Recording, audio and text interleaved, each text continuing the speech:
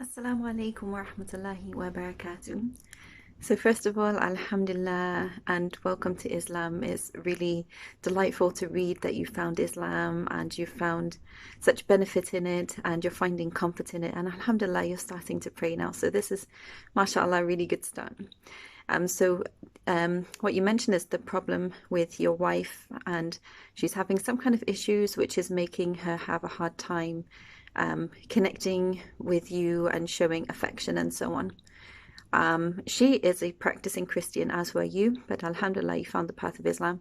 You're not convinced that she would revert to Islam as well. But I'd say don't close your eyes to that. Allah can guide who He will.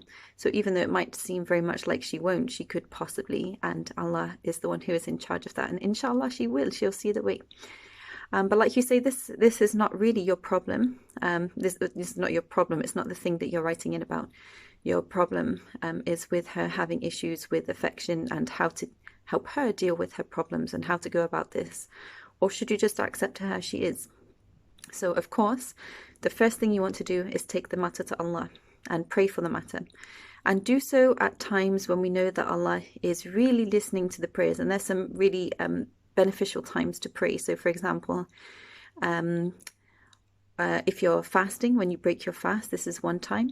Between the azan and iqama, this is another good time to make your du'as. When you're in sujood as well, this is another really great time to be making your du'as. And in the last third of the night as well, so waking up in the last third of the night and making du'as at this time. So these particular times would be really great times for you to turn to Allah and ask for His guidance in the matter and to ask Him to guide your wife as well.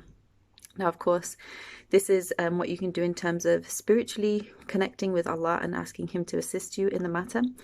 But of course, there are things that you can do about it as well to assist. So, first of all, to identify if there's anything in particular that might be causing her to behave this way.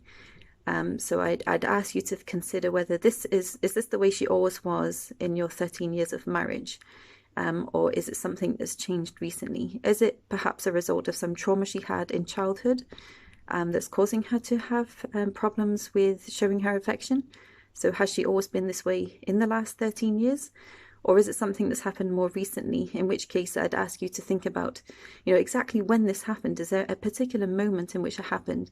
Because if you can pinpoint the moment in which it happened, then obviously you can target this particular moment and this particular event and help her to overcome whatever difficulty it was then. Or if it was a result of some kind of childhood trauma, then obviously she'd need some kind of assistance with that. So considering I don't know exactly what the difficulty was, I guess my advice is perhaps a bit more generic.